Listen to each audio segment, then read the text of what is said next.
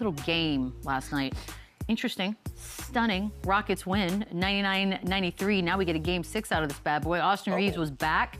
Jabari Smith finished with 22. Eason had 18. Şengün with 14, 9 and 8. LeBron with 25. Ayton with 18. And yes, no Kevin Durant again. The fact that we're getting a game 6 from where this series started, Boogie, feels like a little bit of a panic if you're the Los Angeles Lakers. Would you agree? Yes, I mean, obviously, being up 3-0, it seems like a cakewalk as far as getting through this series.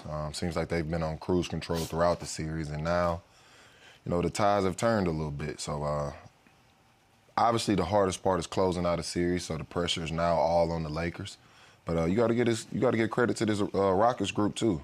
You know, they found confidence in the midst of being down in this series. They're playing at a very, very high level, and it looks like they have an opportunity to change things around. I think it made the series that much more interesting. But what I don't like about it is it kind of opens the door for the old heads to be critiqued. Here we go. In this series, and that's the part I don't necessarily care about. I don't look at either as being the blame in this situation, and others may see it otherwise, but I just don't like that part. It's unfortunate. Injuries are a part of it. You know, what they said is wrong with Kevin Durant. We have no choice but to believe it. So he's out with injury right now, and, you know. Do you think he's going to get the bigger blame than LeBron, depending on how the series plays? I think it's going to be equal, because these are two guys that they love to attack in the media anyway. And if they get any... If they get an inch, they're definitely taking them out. You know what I mean? So this is the only part I don't like about it, because one of these guys are going to be on the bad end of the stick. So if the question is who's going to get more blame, I think it's got to be LeBron, right? We already kind of find ways to pick on him, and no one's ever come back from down 3-0. So but he's not. I'm just saying the knock on him is he gets to the finals, but he's lost a bunch of finals. Now, if he's the first to ever give up a 3-0 lead, the media will have a field day with him blowing that. Not even taking into consideration that they're all first-team All-NBA player was out. Austin Reeves just came out, and that roster, he's making Luke Kennard and Marcus Smart look like all-stars out there, but that's not going to matter if he blows a 3-0 series. So I think the answer is LeBron, but also there's still a lot of confidence in basketball left in this series. Like, if I'm the Lakers, I'm not fearful of this team. I respect them. I know their habits. I know exactly what they do now. We just have to go and execute. And whether that's, you know, Austin Reeves kind of taking a little more, not a back seat, because you want to get him acclimated for them to reach their potential. They need him to be great. But when Luke Kennard goes from having 27 and 23 to then 1 point, when Austin Reeves comes back, it's different. And now you're taking the ball out of the hands of the guys that kind of got you this lead in the series. So it's a dicey situation, but this team obviously needs Austin. They need Luka. And if I'm them, I'm still confident to not allow this to happen. But in the back of your head, you're thinking, shoot, we don't want to be the wrong side of history. Shoot. Yeah, heavy is the head that wears the crown. And for LeBron, no matter what happens, it's going to be his fault or it's going to be his praise one way or another. But for me, it's a collective. I think that was a team loss last night. Like, you look at Luke Kennard, 8 for 11 from the three-point line in the first 2 games, 1 for 11 in the last 3. Last night, 15 unforced turnovers. Houston able to score 18 points off of that. And they just made a ton of mistakes. Like, they were doubling while Şengün was faced up. Anybody knows, and especially us up here, if you're going to double a guy that's looking over your defense, he's going to pick it apart. So they were doubling him from the three-point line while he's faced up. He's picking it apart. Even when he was in the post, he was passing it out to 1 pass away. Everybody knows when you trap somebody, you're supposed to make them skip the pass so the defense can be able to recover. The Lakers just made mistake after mistake after mistake. And you wouldn't think this was a veteran team like they are. So we can blame this on LeBron James, but I think everybody did their fair share. You know, Austin Reeves, they worked him back in the lineup last night. Didn't have his best night, 4 for 16 from the field. So everybody deserves a piece of the blame. In a closeout game that they've been in for the past 2 games, it just seemed like they've come out complacent and expecting the Houston Rockets to give them some opposed to going out and taking it. Wouldn't it be crazy, considering how many historical moments LeBron has had this season alone, if the worst history was made, the coming back from 3-0 and they allowed it to happen? That would be weird. But what's funny is if they do advance without Luka and Austin, he won't get the credit he deserves. But if they happen to blow this, he should, though. And trust me, they will ether him if he blows the series. But if he wins, it's like, oh, it's expected. KD was out, and they'll make excuses against him. Can I say something as like a hater of LeBron? I guess that's my title. I actually don't feel like if this were to happen that I blame LeBron James. Like, I'm just giving you my gut feeling is like, I think it's an overall, like, you didn't have Austin, you don't have Luka. Oh, I know, but I'm just saying I would probably be in the category that would ether him, and I don't feel that way at all. If anything, he's a big reason why they're still up 3-2. Exactly. So is it time to panic with this thing going back to Houston? You can make a case for that. But he's the reason they were up 3-0 to begin with. I agree with that. Nobody gave him a shot, including me. I said it was Houston's, and they were going to run away with it. I said that before Kevin Durant was out. Now, I didn't know that he was going to be injured and be a part of the injury report. I didn't know he was going to miss game 1. Yeah, I didn't know that either. Nowhere. It must be bad. Yeah, but listen, give the Rockets some credit. Everything that the Lakers gave them to be able to feed off of, they took advantage of it. And that's what you want to see from a team that's down 3-0. So give them credit for making this thing 3-2 and having an opportunity to go back to their home court and possibly make this thing interesting. But LeBron is the reason that they're still up in this series to begin with. Yeah. I'd like some flowers for the growth that I just exhibited. Thank you. I appreciate that. Thank you so much. Charles saying he's slowing down. I'm like, he's playing 39 minutes. He's averaging, I'm going to get to that. 25 and 7. And yeah, I get it. He was 0 for 6 from the three-point line, and he's missing some free throws. But, like, he's never been a super, like, efficient sniper from the outside, like, jump shooter. Like, his value is everything else that he does. So maybe you can say, oh, he doesn't have his legs or he looks tired. I'm sure he is, but at the end of the day, he's playing 39 minutes a game, averaging 22, 8, and 7. Like, CP, you know what the reality is? That's slow. I don't want to be fast. The reality is we've ran out of narratives and storylines for LeBron. Come on. Whatever he does positive, whatever he does great, is going to be because he's 41.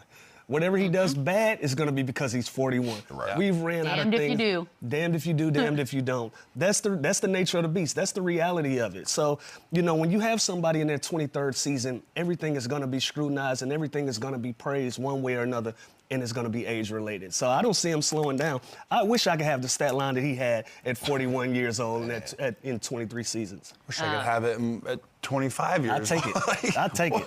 Of course. That's a great night for me. Somebody getting the max off of this. Yeah, take that. A young fella's getting max off these numbers. Oh, there it is, the max stuff. Okay, so we got to talk a little bit about KD here, because apparently the Rockets could trade him if they determine that they are, when this is all said and done, no matter how it ends, if they are just far enough from championship status that this is not going anywhere.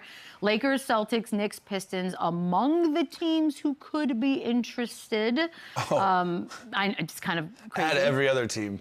Okay, really? Yes. Not every other team. Yes. Yes. Guy's going to be second team All-NBA. Guy was averaged 26, 5, 38 years old, second team Over All-NBA. 40% Well, of from those that four, like, what do we think? I mean, first of all, are we seeing him in his last, this is it for the Well, Rockets? one, I think it's crazy that Houston is even considering this because in the midst of a comeback in the series, too. This wasn't the greatest roster, like, put together for a championship run. A big part of that is Big Steven Adams going down earlier in the season, obviously losing your floor general and Fred VanVleet. So I think it's unfair to make, a judgment of this season or even a judgment long-term as being a championship team when you haven't seen the whole formula on the floor I agree. yet.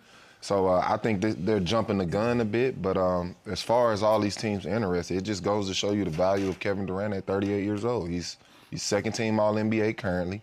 He's still playing at a very high elite level, so obviously the line of teams are going to be around the corner. So I'm not surprised at all. It's tough, too, because we're not getting to see him in the playoffs, when in reality, in the regular season, he only missed the 4 games. It's just a bummer that this is it. We're judging him not playing in the playoffs, but like you just said, he missed 4 games. So whatever he's dealing with, I have to think it's something serious. You have to think he wants to be out there. It's a bone bruise in his ankle. Like, so it's got to be something. This dude is not soft.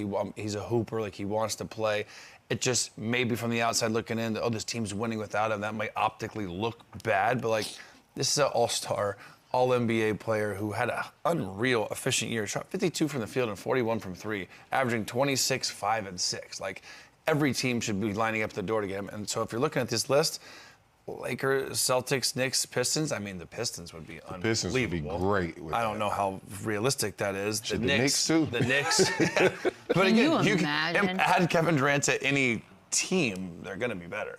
Well, does anyone here think he is, like, who here thinks he'll remain in Houston and at least give him a shot to see the whole thing? I do too, actually. Like Boogie just said, run that team back with your point guard and you see this team complete. Absolutely. I actually agree with you 100%. The funny thing about all of this is having this entire conversation about the Rockets and the Lakers is that most people think it doesn't matter who comes out of this series because they're going to get beaten by OKC pretty easily, Boogie. So I'm wondering, Does it matter? Does OKC, they're going to annihilate whoever comes out? I don't see anybody beating OKC in the West. They're proving it night in, night out. They've proved it all regular season. I mean, I think the closest may be, I mean, to your defense, I do think the closest may be a Spurs-like we're not team. even talking, I'm not worried about that. I don't see anybody beating this group. They're built for right now. I'm running out of compliments for this OKC group. I mean, they're going to have been off for like 2 months by the time they get to each and every one of these series. I don't see see either one of these teams giving OKC a run for their money, especially if they're going to limp into the second round. Like, if Luka's not going to be available on the Lakers side, I think not. If Kevin Durant's not going to be available for Houston, I think not. So it's a good battle for these two, but I don't think either one of these teams advance past OKC. The only negative thing I can think about is that they had too much rest.